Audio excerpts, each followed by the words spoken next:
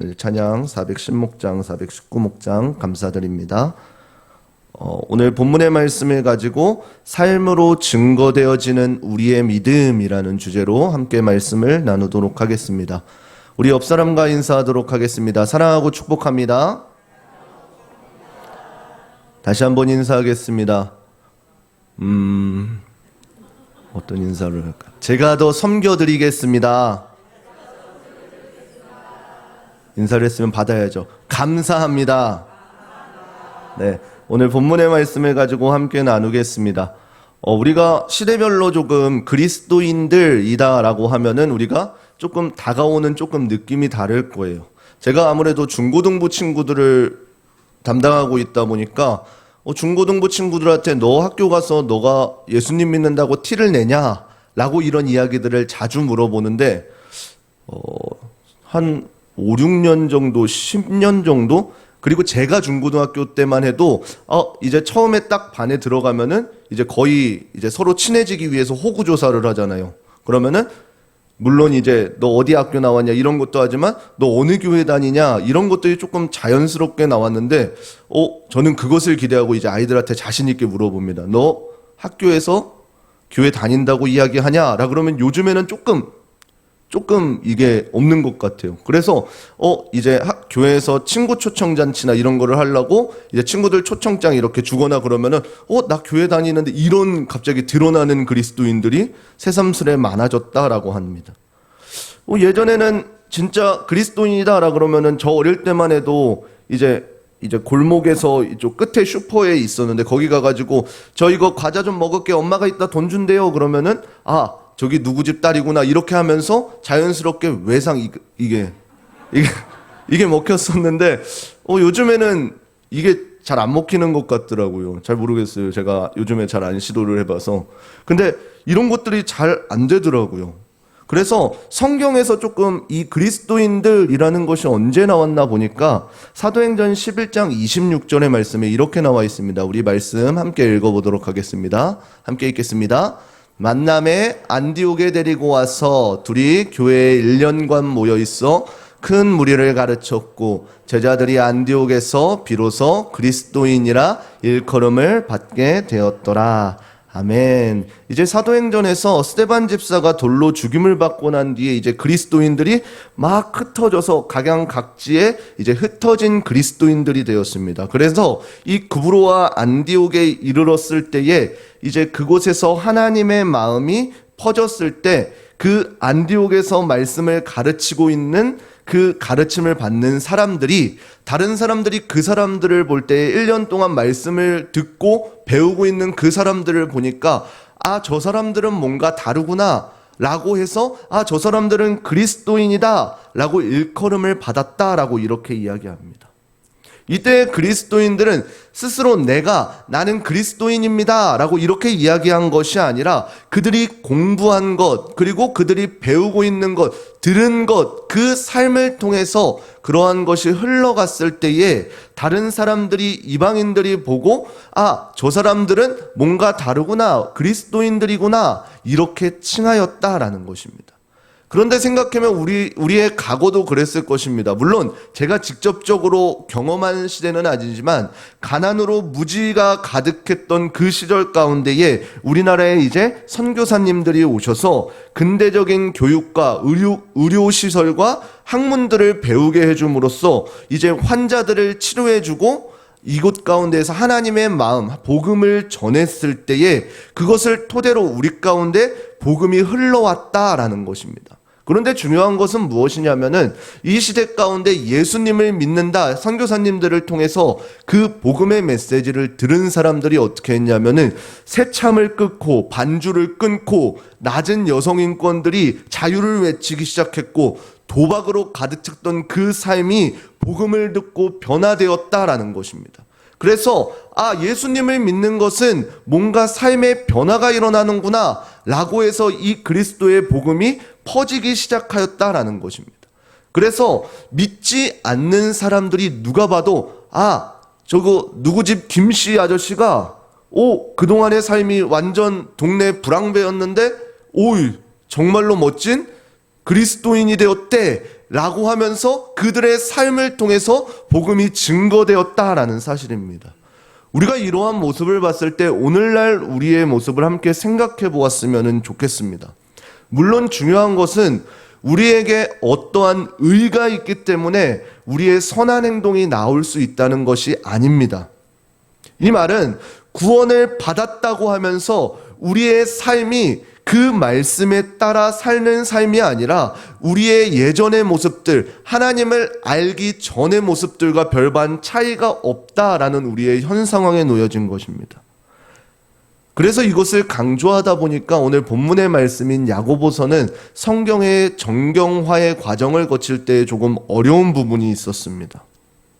그것도 그럴 것이 그 성경을 정경화하는 그 시대 가운데에 바울 서신에서는 이제 칭의와 성화를 강조하였습니다. 그래서 그 시선으로 이 야고보서를 해석하려고 하기 때문에 이것이 잘 풀어지지 않고 행함으로 그 믿음을 보인다?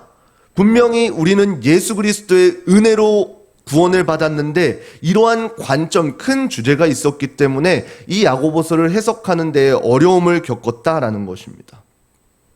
칭의를 강조하자 보면은 그 삶이 무너지는 것을 볼 수 있고, 그렇다고 그 예수 그리스도를 닮는 성화의 모습을 강조하다니 그 행위의 구원에 대한 여지에 생기기 때문에 그것에 따른 딜레마가 많았다라는 것입니다. 그런데 중요한 것은 무엇이냐면은 우리가 그 바울 서신들이 그 당시에 상대했던 것은 그 유대교, 옛 언약, 이 율법을 강조한 나머지 어떠한 그리스도의 복음 없이 그냥 너는 율법을 안 지키는구나, 너는 왜 이거를 안 지켜, 율법을 지켜야지 하는 그 믿음 없는 율법 그 행동에 대한 것을 상대했기 때문에 바울이 강조할 수밖에 없었던 것은 그 당시에 알지 못하는 성령을 들어 사용했다라는 것입니다. 그러나 이 야고보서가 속해 있는 공동서신에서는 그러한 바울 서신이 강조되다 보니까 이제는 나는 은혜 받았는데 라고 하면서 나는 은혜 받았으니까 괜찮아 라고 하는 이러한 칭의에 대한 오해점을 바로잡고 거대한 그 당시에 로마라는 이 세상의 사람들을 상대하기 위해서 조금 이제 그 행위에 대한 것을 강조한 것 뿐이라는 사실입니다. 중요한 것은 이 두 가지의 말씀이 서로 다른 말씀이 아니라 서로 상호 보완적인 말씀이다라는 것입니다. 그래서 조금 오늘 야고보서를 살펴보게 되면은 당시의 이스라엘 교인들 마음 가운데에서는 무엇이 있었냐면은 믿음으로 나는 구원받는다 라는 이러한 교리를 강조한 나머지 이제 그들의 삶의 실천의 삶들이 등한시되었다라는 것입니다. 하나님을 믿는다는 신앙과 내가 사랑을 베풀어준다는 그 말이 단순히 입안의 말뿐이고 부한 자는 가난한 자를 업신여기고 형제끼리는 서로 이제 비방했으며 하나님에게도 원망하였기 때문에 그들의 신앙과 행위가 전적으로 무너졌다라는 것입니다. 그렇기 때문에 오늘 본문에서는 오직 은혜, 오직 칭의에 대한 오해점을 쓰기 시작한 것입니다. 오늘 본문 14절 우리 함께 읽어보도록 하겠습니다. 야고보서 2장 14절입니다. 함께 읽겠습니다. 내 형제들아, 만일 사람이 믿음이 있노라 하고 행함이 없으면 무슨 이익이 있으리요?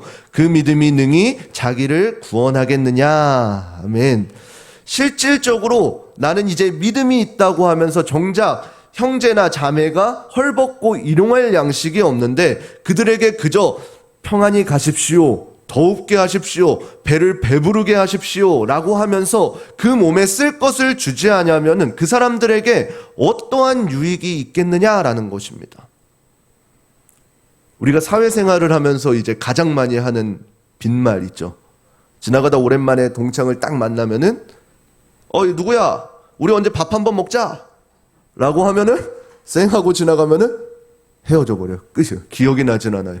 밥 한 번 먹기로 한 게 언제인지 기억이 나지 않아요. 조금은 조심스럽지만 우리가 이처럼 교회에서 하는 말들 중에 하나가 어떠한 어려움을 당한 사람이 있을 때에 기도하겠습니다 라는 이러한 단어입니다. 물론 중요한 것은 우리가 정말로 그 사람을 마음을 다해서 기도하여야 함에도 단순히 우리의 입술로 드러날 뿐인 기도하겠습니다 라는 이러한 말은 오히려 그러한 사람들에게 상처로 다가온다라는 것입니다. 이 말은 무슨 말이냐면은 기도하겠습니다를 하지 말라는 것이 아니라 기도와 동시에 우리가 도울 수 있는 일들, 만약에 그 사람이 헐벗고 가난하다면은 우리의 가진 것들을 나누어 줄 수 있는 우리의 삶의 실천적인 부분이 동반해야 된다라는 사실인 것입니다. 야고보서 2장 19절의 말씀 함께 읽어보도록 하겠습니다. 함께 읽겠습니다. 내가 하나님은 한 분이신 줄을 믿느냐? 잘하는도다. 귀신들도 믿고 떠느니라. 아멘. 하나님은 한 분이시고 하나님을 믿는다는 것은 귀신들도 알고 믿고 떤다라는 사실인 것입니다. 이 말은 무슨 말이냐면은 우리가 단순히 지식적으로 알고 그리고 우리의 믿음으로 고백하는 것이 끝이 아니다라는 것입니다. 그것은 귀신들도 하고 귀신들도 하나님의 존재를 알고 하나님을 두려워 떤다라는 것입니다. 그래서 예수 그리스도의 선포되는 곳에 귀신이 떠나가고 병마가 떠나가는 역사가 일어나는 것입니다. 그런데 정작 중요한 것은 무엇이냐면은 우리도 마찬가지로 그것을 믿고 두려워하고 떨고 섬기는 것에서 끝나는 것이 아니라 우리의 삶 가운데 그러한 믿음이 드러나야 된다라는 사실인 것입니다. 그래서 하나님을 한 분으로 믿는다는 것에서 끝나는 것이 아니라 삶으로 우리의 순종이 드러나야 된다라는 것입니다. 여기서 우리가 한 가지 중요한 것은 무엇이냐면은 제가 오늘 드리는 말씀은 결코 하나님의 은혜가 소용없다 이것을 이야기하는 것이 아닙니다. 어떠한 것을 이야기하는 것이냐면은 하나님의 은혜를 받고 거듭난 사람들의 삶에 대해서 이야기하고 있는 것입니다. 내가 분명히 하나님의 은혜를 경험했는데 하나님께서 분명히 그 은혜를 주신 이유는 나 혼자 잘 쏘고 나 혼자 살아가라 이렇게 해서 주신 것이 아니라 내가 받은 은혜를 통하여서 내 주변 사람들이 하나님을 알 수 있도록 선포하라 이렇게 흘려보내주기 위한 말씀인데 이스라엘 백성들에게도 마찬가지였습니다. 그 연약한 아무것도 없었던 이스라엘 백성들을 택하셔서 출애굽시키시고 많은 이방인들을 떨게 하신 이유가 무엇이라고 하셨나요? 이스라엘 백성들이 무언가를 잘해서? 아닙니다. 이스라엘 백성들은 어떠한 어려움을 만날 때마다 하나님을 원망하는 것부터 했습니다. 하나님께서 이스라엘 백성들을 택하신 이유는 무엇이냐면은 그냥 하나님께서 택하셨습니다. 왜요? 그들을 통해서 하나님의 하나님 되심을 드러나고 아무리 작고 연약한 나라라고 할지라도 하나님께서 함께 하시면 놀라운 능력이 선포되어진다 라는 것을 이스라엘 백성들의 삶으로 드러내기를 원하셨다라는 사실입니다. 오늘날도 동일하게 이 말씀은 적용되어질 것입니다. 하나님께서는 나 하나만을 위해서 하나님의 은혜를 베풀지 않습니다. 내가 부자인 것은 부자인 이유가 있고 나에게 맡겨주신 리더라는 위치는 그 위치에 대한 하나님의 책임이 담겨져 있는 것입니다.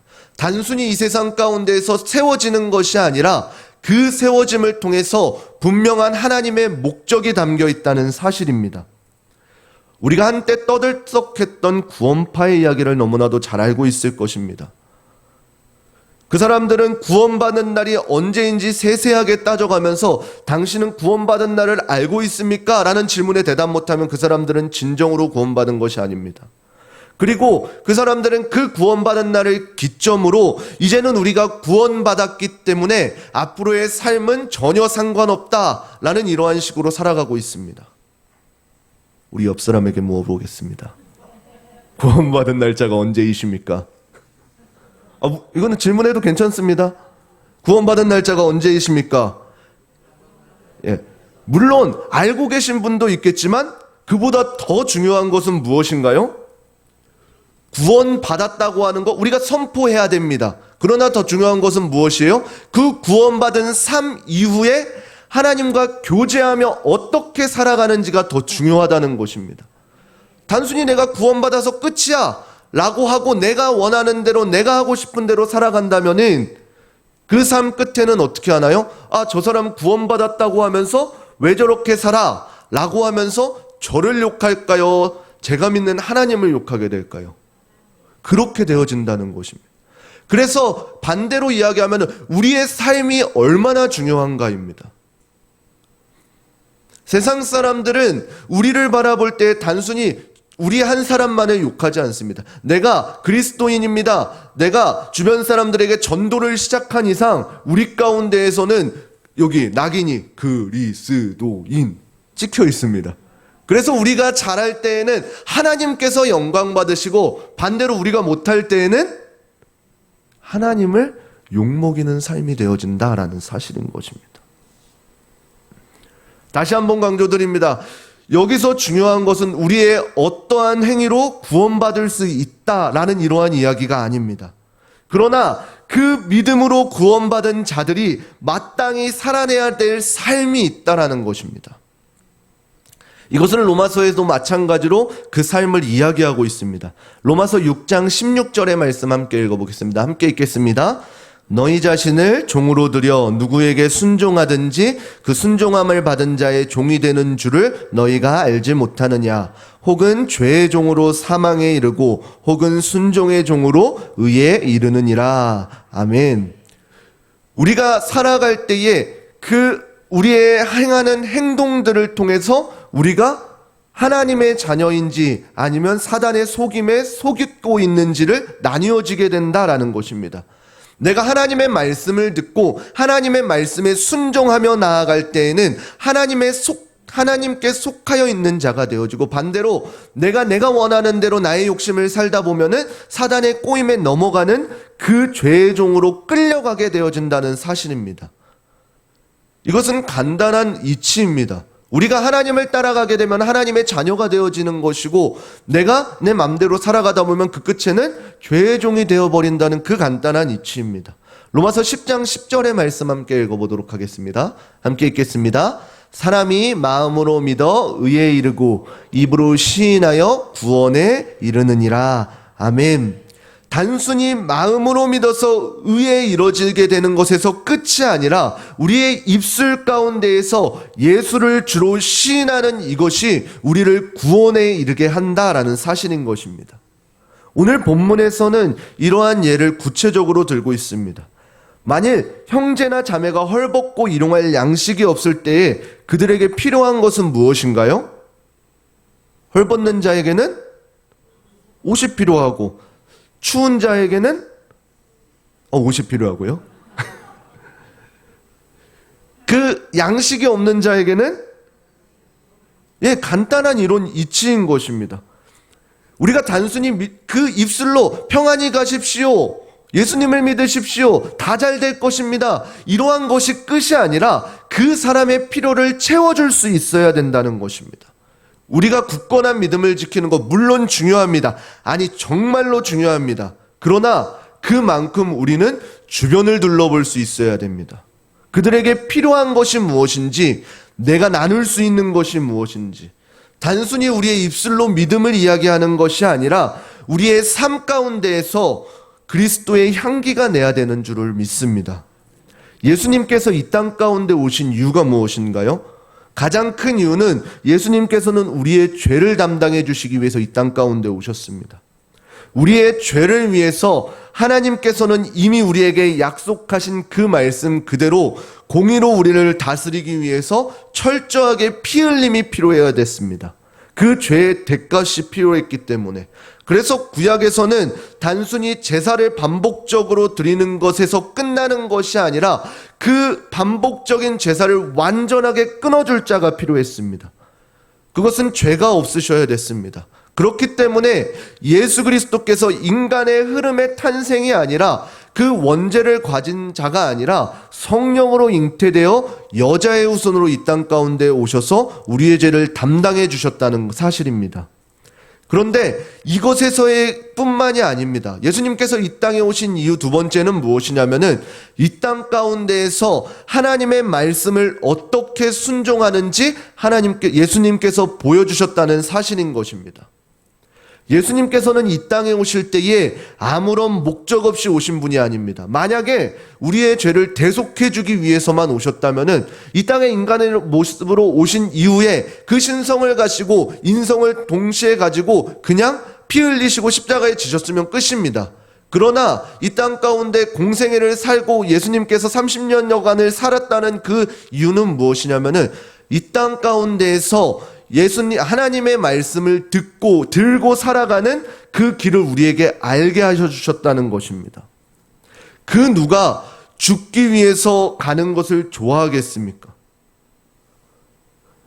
그러나 하나님께서 약속해 주셨기 때문에, 그리고 그 뜻을 이루어야 되기 때문에 예수님께서는 순종의 모습으로 우리 가운데 오셨다는 사실입니다.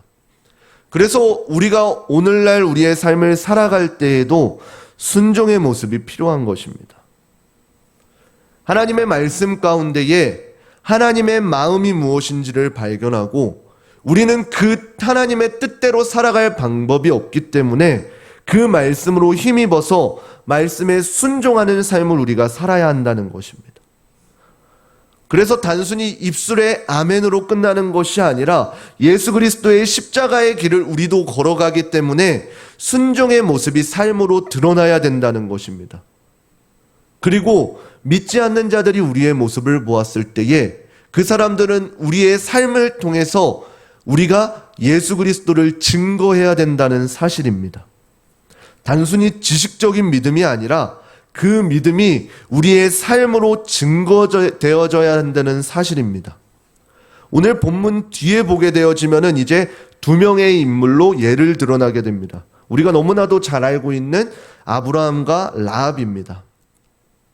아브라함은 어떠하였습니까? 아브라함이 하나님께서 약속하신 그 100세 때에 이삭을 하나님께서 주신 너무나도 귀중한 아들입니다. 그러나 하나님께서는 아브라함의 무엇이라고 말씀하시나요? 아브라함을 시험하시기 위해 그 귀한 아들 이삭을 하나님께 바치라 라고 합니다. 야고보서 2장 21절 말씀 함께 읽어보도록 하겠습니다. 함께 읽겠습니다. 우리 조상 아브라함이 그 아들 이삭을 제단에 드릴 때에 행함으로 의롭다 하심을 받은 것이 아니냐. 아멘. 하나님을 향한 이 아브라함의 믿음이 그 하나님의 말씀을 순종함으로 인해서 함께 작용해서 그의 믿음이 의롭다 하심을 받았다라는 사실인 것입니다. 라합은 어떠한가요? 이제 여호수아서에 이제 여리고성을 정탐할 때에 이 정탐꾼들을 그 여리고에 보냈을 때 라합이 행한 행동입니다. 라합은 그 당시에 기생으로 살고 있었습니다. 여호수아서 2장 10절 말씀 함께 읽어보도록 하겠습니다. 이는 너희가 애굽에서 나올 때에 여호와께서 너희 앞에서 홍해물을 마르게 하신 일과 너희가 요단 저편에 있는 아모리 사람 두 왕 시온과 옥에게 행한 일, 곧 그들을 전멸시킨 일을 우리가 들었습니다. 아멘.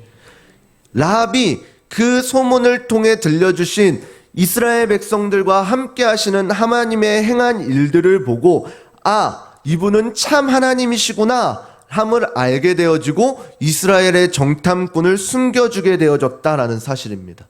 라합의 이 행동을 통해서 라합의 가족들은 그 구원을 받았다라는 것입니다. 단순히 이 이야기에서 끝이 아니라 라합은 우리가 너무나도 잘 알고 있듯이 어떠한가요? 마태복음에 보게 되어지면은 예수 그리스도의 족보에 오르는 믿음의 인물이 되어졌다는 사실인 것입니다. 오늘 말씀은 단순히 믿음이 중요하다, 행함이 중요하다의 이야기가 아닙니다. 믿음 중요합니다. 그리고 행함도 중요하다는 사실입니다. 오늘날 우리의 삶 가운데, 아니 제 모습만을 보아도 하나님의 말씀을 안다고 하는 이 목사의 자리에 있지만 너무나도 저의 삶이 부족한 모습을 너무나도 발견하게 되어집니다. 저도 이제 사람인지라 어떠한 어려움이 닥치면은 흔히 우리가 비속어로 이야기하는 뇌정지, 어떠한 급한 일이 있을 때에 아무것도 생각이 안 나는 상태가 되어져 버려서, 우리 이제 조금 아파 보신 분들은 잘 알죠. 내 만약에 몸이 아프게 되면 가장 중요한 것은 뭐가 돼요? 내가 돼버려요. 그래서 다른 사람들을 돌아볼 겨를이 생기지 않는다라는 것입니다. 그러한 저의 모습을 보면서 이 말씀 가운데 얼마나 부끄러운지를 모르겠습니다. 믿음이 중요하다고 이야기하고 행함도 중요하다고 하면서 우리의 삶은 오늘날 가장 드러나게 되어지는 이기적인 모습들이 우리의 삶, 아니 저의 삶 가운데에도 드러나게 되어진다는 사실입니다. 그러나 말씀 가운데 정말로 중요한 것은 이 두 가지는 나뉘어 있는 것이 아니라는 사실입니다. 우리는 그저 하나님의 말씀을 듣고 그 말씀을 통해서 우리에게 믿음이 생겨지게 되어지고 그 믿음을 힘입어서 우리의 삶으로 이어져야 된다는 사실입니다. 예수님이 이 땅 가운데 오셨을 때에 많은 유대인들은, 그리고 예수님을 믿는 사람들은 이제 예수님께서 오셨으니까 그 로마의 악재 가운데서, 그 주변에 우리를 괴롭히는 강대국 가운데에서 우리를 군사적으로 강한 사람이 되게 되어줄 것이다 라고 생각하였지만, 정작 예수님께서는 오셔서 어떻게 하셨나요? 이스라엘 백성들을 그 누구보다 강대국으로, 군사적인 강대국으로 끌어올려 주신 것이 아니라 작은 자, 낮은 자, 연약한 자를 섬겨주심을 통해서 예수 그리스도의 삶이, 그리스도인들의 삶이 어떻게 살아가야 되는지를 본보임 보여주셨기 때문에 오늘날 우리도 그러한 길을 걸어가야 된다는 사실입니다.